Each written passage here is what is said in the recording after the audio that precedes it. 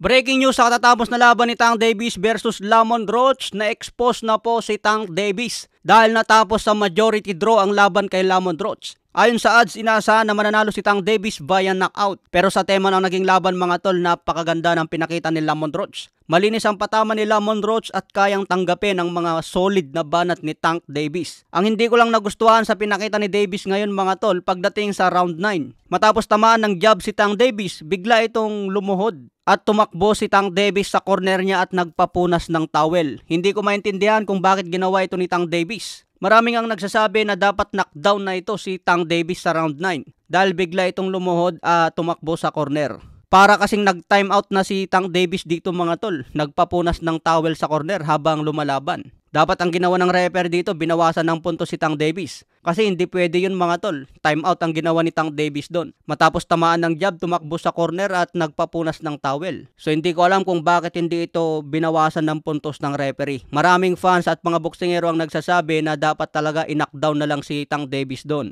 Sabi nga ni Terence Crawford, Roach won and that should been called a knockdown. Let's see what happens. They robbed that boy and it's crazy. Parang ninakawan daw ng panalo si Lamont Roach. Maganda kasi ang pinakita ni Lamont Roach, kahit umakyat ito sa lightweight division, kaya niyang tanggapin ang banat ni Tank Davis. Kaya na-expose na ngayon si Tank Davis mga tol. Kayang-kaya ito talunin ni Shakur Stevenson kung sa puntusan lang. Kahit si Lomachenko mga tol, mukhang tagilid pa si Tank Davis kung hindi niya ma-knockout si Loma. Kung hindi kasi mapatumba ni Tank Davis ang kalaban niya o hindi niya ma-knockout, siguradong delikado si Tank Davis pagdating sa puntusan. Kaya tuwang-tuwa ngayon si Shakur Stevenson mga tol dahil nakitaan na niya ng kahinaan si Tank Davis. Isang undefeated pa rin naman si Tank Davis mga tol, pero hindi na katulad kay Floyd Mayweather na malinis. Kasi may isa ng tabla ngayon si Tank Davis. Galing pa sa super featherweight ang nakalaban niya at naging tabla. Kaya sayang mga tol, napakalaki pa naman ng odds sa tabla. Dapat yun ang tinayan natin. Na-expose talaga si Tank Davis dito mga tol. Maraming boksingero ang hindi pumabor sa ginawa niyang pagluhod habang lumalaban. Pagdating naman sa undercard, Gary Antuanne Russell versus El Rayo Valenzuela. Dedepensahan ni El Rayo Valenzuela ang kanyang WBA super lightweight belt. Matatandaan na nakuha ni El Rayo Valenzuela ang WBA kontra Pitbull Isaac Cruz. Pero ngayong araw mga tol, nabugbog lang si El Rayo Valenzuela. Wala siyang nagawa kay Gary Antuanne Russell. Natalo si El Rayo Valenzuela via unanimous decision. Napakalaki po ng lamang ni Gary Antuanne Russell dahil sa dami ng patama, ang lilinis pa. Akala ko mga tol, mananockout si El Rayo Valenzuela pero matigas din pala.